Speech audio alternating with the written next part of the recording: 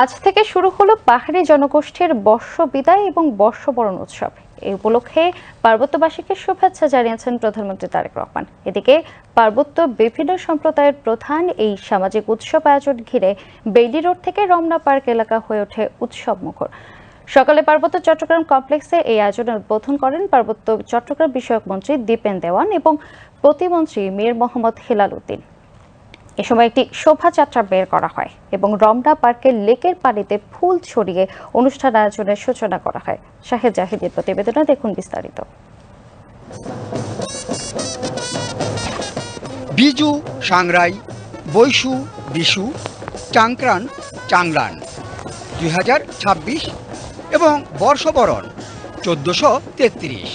পুরনো বছরকে বিদায় জানাতে এবং নতুন বছর বরণে এই উৎসবের আয়োজন।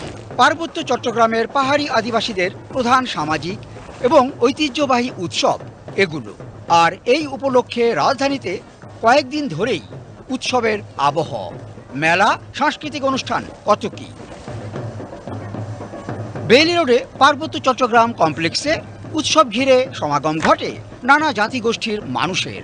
পাহাড়িদের পাশাপাশি বাঙালি এবং সমতলের মানুষও সামিল উৎসবে। পার্বত্য চট্টগ্রামে বসবাসকারী নানা সম্প্রদায়ের ভাষা, সংস্কৃতি জাতীয় ঐতিহ্যেরই অংশ।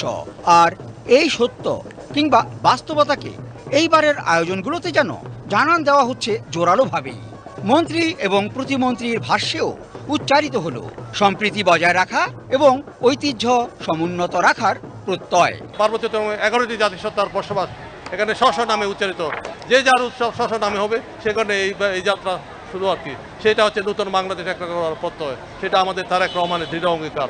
আমরা সবাইকে নিয়ে এগিয়ে যেতে চাই, এখানে কেউ বৈষম্য থাকবে না, আমাদের ক্ষুদ্র জাতিগোষ্ঠীর মধ্যে বৈষম্য থাকবে না, সমতল এবং পাহাড়ির মধ্যে যাতে বৈষম্য থাকবে না, এটা হচ্ছে নতুন বাংলাদেশ। এটি একটি বার্তা বহন করে, সেটি হচ্ছে আমাদের দলের প্রতিষ্ঠাতা বাংলাদেশের প্রথম রাষ্ট্রপতি শহীদ রাষ্ট্রপতি জিয়া রহমান যে বাংলাদেশি দর্শন বাংলাদেশিদের জন্য দিয়েছেন, যেখানে সকল ধর্ম, বর্ণ, গোত্র নির্বিশেষে সকলকে বাংলাদেশি হিসেবে একটি পরিচিতি দিয়ে ঐক্যবদ্ধ করার চেষ্টা করেছেন।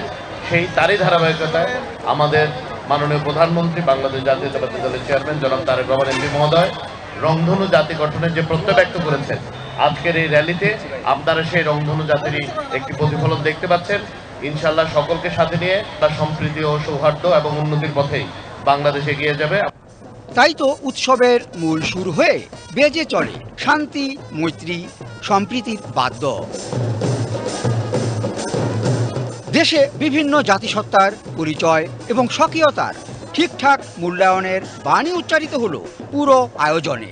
জাতীয় ঐতিহ্য এবং এইসবের যত্নআত্তি থাকবে চলমান, এমন প্রত্যাশাই যেন মূর্ত হয়ে উঠল নানা জাতিগোষ্ঠীর এইবারের উৎসব অবয়বে। Shahed Zahidi, BTV news, Dhaka.